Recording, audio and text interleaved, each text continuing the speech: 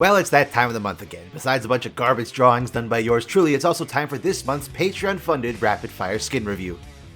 I'll give you one guess who redeemed it. So this month's rapid-fire skin review is for a bit of an older but not entirely forgotten skin line, Battlecast. Basically a what-if scenario if Victor took his whole glorious evolution thing a little bit too extreme, fully mechanizing any living organism in his wake and mass-producing them into a nigh-unstoppable robotic army. I was trying to think of some other piece of media I could compare this to. I'm slightly ashamed to admit that Sonic was the first thing that came to my mind. Snooping as usual! And when we still get skins from this universe to this day, even a few Wild Rift exclusives sprinkled in, most of them are from the opposite end. The Resistance, led by Jace, go figure, fighting back Victor's onslaught in hopes to keep their own humanity alive. But while this side of the universe is neat, it's not what officially kickstarted it. And that's the part that Xeno wanted me to focus on in this video. Only the true Battlecast champions of this universe, even excluding creator Victor.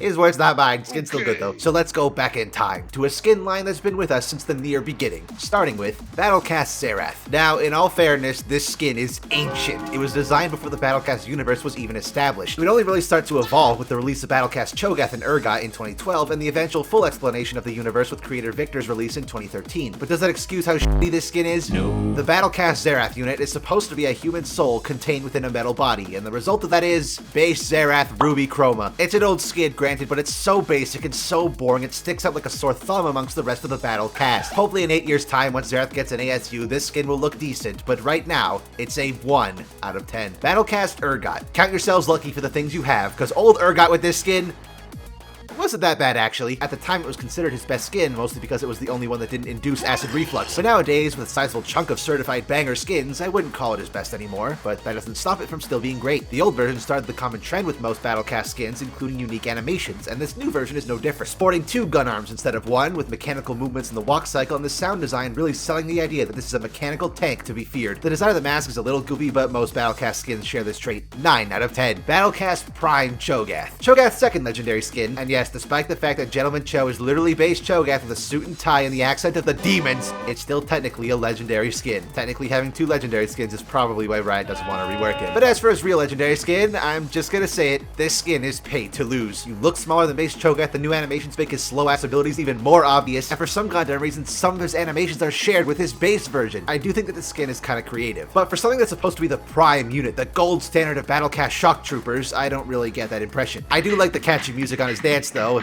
Becomes a little glitched if you spam it too much.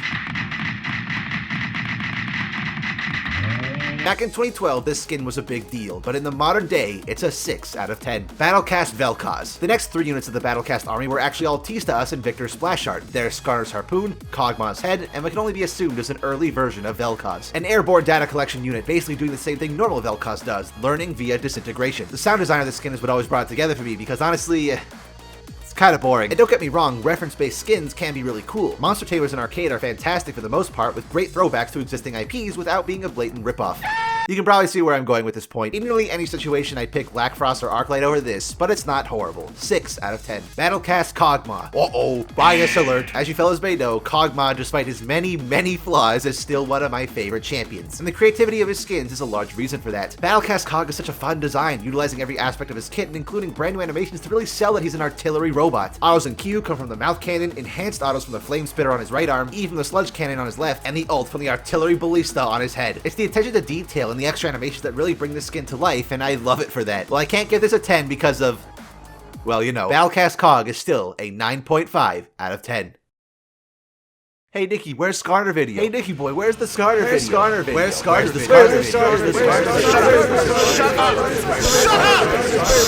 In the insanity backwards world that Skarner actually managed to snag a legendary skin, this one's just fantastic. There's only so much you can do with a Skarner skin. He still has to be a scorpion at the end of the day, but the creative liberties taken on this skin make it so much better. Chainsaw arms instead of claws, tread tracks instead of legs, a harpoon gun instead of a stinger. It all adds up to create a pretty badass alternate take on Skarner worthy of a legendary skin. Without a doubt, this is the best skin that Skarner has, and while I'm hoping that gap shortened significantly after his rework, this is still a 9 out of 10. Battlecast Zac. Remember when I was talking about earlier with Vel'koz, making an homage-based skin without being an obvious knockoff? Yeah, Battlecast Zac is the T-1000. But this skin makes you go, hey, that reminds me of the T-1000 instead of, hey, that's literally a Sentinel from the Matrix. And on top of that, what a creative skin for Zac. He's always struggled to find interesting ways to make engaging cosmetics because it's hard not to resort to, well, it's Zac, but a different kind of fluid.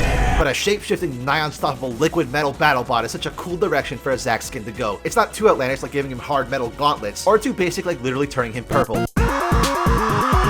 Right next to Pool Party, Battlecast Zac is easily his best skin, 9 out of 10. Battlecast Nasus. This one's kinda weird, man. Battlecast units are mass-produced machines built off the foundations of biological life, and in that process, most of what made them who they were is lost in translation, especially in something like Skarner's case, where he's barely recognizable as a scorpion anymore. But Nasus...